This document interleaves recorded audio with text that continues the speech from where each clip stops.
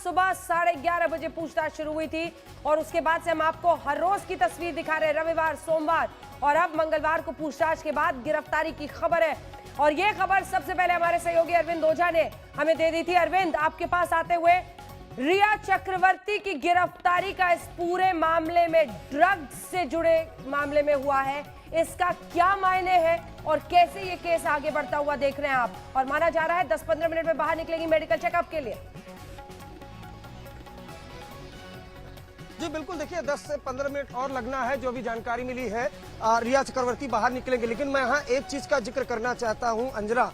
देखिए, आज तक ने जो खुलासा किया था, आप भी उस वक्त बुलेटिन में थी, वो खुलासा सबसे अहम हुआ रिया चक्रवर्ती की गिरफ्तारी में। और आज रिया चक्रवर्ती की गिरफ्तारी हुई, वो खुलासा था रिया चक्रवर्ती का खुद उनके भाई शोभिक चक्रवर्ती के साथ व्हाट्सएप चैट 15 मार्च 2020 का, जिसमें रिया चक्रवर्ती ये कहती हुई दिखाई दे रही थी कि वो दिन में 4 बार सिगरेट पीता है। वो नॉर्मल सिगरेट की बात नहीं हो रही थी। कैमरामैन संजय, आप तस्वीर जरूर दिखाइए उस साइड की जहां कॉन्वॉय तैयार हो रहा है, रिया चक्रवर्ती यहाँ से निकलेगी।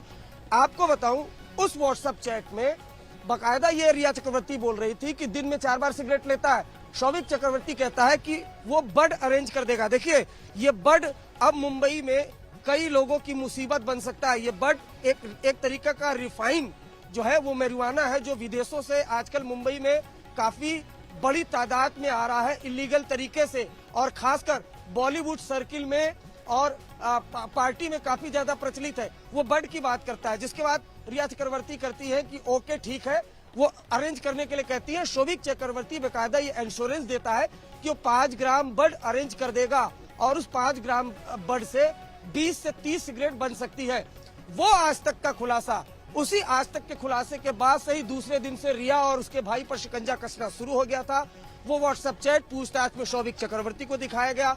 शोभिक चक्रवर्ती ने कबूल किया कि 15 मार्च 2020 का वो व्हाट्सएप चैट हमने ही किया था। उसके बाद बकायदा रिया चक्रवर्ती को समन भेजा गया, उनसे पूछताछ हुई।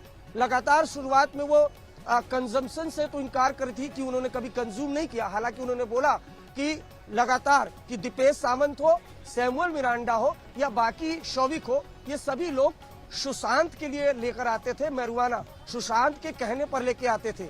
लेकिन दीपेश सावंत ने ये कहा और नारकोटिक्स कंट्रोल ब्यूरो ने ये जांच में एस्टैब्लिश किया कि दरअसल जो कुछ भी ड्रग आता था उनकी जानकारी रिया चक्रवर्ती को थी। कई मामलों में रिया चक्रवर्ती ने बकायदा कोऑर्डिनेट भी किया है। यहाँ तक कि जो ड्रग पैडलर है बासित, वो इनके घर आता भी जाता था। फिल्म के सेट पर भी 4 से 5 बार मिल चुका था। तो एक लंबी जांच की नारकोटिक्स कंट्रोल ब्यूरो ने, कुल 9 लोगों को गिरफ्तार किया। उसके बाद कड़ी दर कड़ी इस चैन को स्टैब्लिश किया और आखिरकार अब जाकर रिया चक्रवर्ती की गिरफ्तारी हुई 3 दिन के पूछताछ के बाद। लेकिन यहाँ चुनौती नारकोटिक्स कंट्रोल ब्यूरो के लिए भी होगी, क्योंकि इनमें से कई ऐसे आरोपी हैं जिनके पास से ड्रग रिकवर नहीं हुआ है। लेकिन कुछ ऐसे बयान हैं, और जैसा कि हम लगातार बता रहे अपने दर्शकों को कि 67 एनडीपीएस एक्ट में जो बयान होता है वो कोर्ट में एडमिसेबल होता है। नारकोटिक्स कंट्रोल ब्यूरो के अफसर उसे किसी ब्रह्मास्त्र से कम नहीं समझ सकते। तो जिस तरीके से पहले ड्रग पैडलर को गिरफ्तार किया गया, सबसे पहले ड्रग पैडलर जैद गिरफ्तार हुआ, उसके बाद बासित गिरफ्तार हुआ, उनके पूछताछ के बाद जो है शोभिक और सैमुअल मिरांडा गिरफ्तार हुए। उसके बाद ताबड़तोड़ छापेमारी हुई। एक बड़ी गिरफ्तारी जो इसमें हुई है अनुज केसवानी, मैं आपको बताऊं, उसकी गिरफ्तारी के बाद मुंबई में कई लोगों की नींद उड़ चुकी है। क्यों? क्योंकि वो शख्स बॉलीवुड में कई लोगों को ड्रग सप्लाई करता है। उसकी पूछताछ, रिया चक्रवर्ती की पूछताछ और उसके अलावा जो इलेक्ट्रॉनिक डिवाइस है उनसे सीज करके डोजियर नारकोटिक्स कंट्रोल ब्यूरो की एसआईटी की टीम ने बनाया है और 25 बॉलीवुड के सेलिब्रिटी, उनकी लिस्ट तैयार हुई है। इसमें एक चीज और करना चाहूंगा, सुशांत के कुछ को स्टार है, उनका भी इसमें नाम है।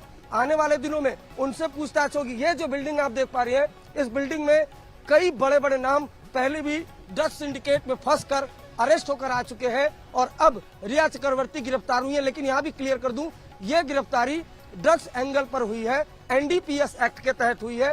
इस केस में जो गिरफ्तारी थी सुशांत के ड्रग्स कनेक्शन में, कौन कौन ड्रग्स लेता है, कहां से ड्रग्स आता है, कौन बेचता है, कौन खरीदता है, इन तमाम चीजों की जांच चल रही थी। उसी के तहत एनडीपीएस एक्ट में ये गिरफ्तारी हुई है।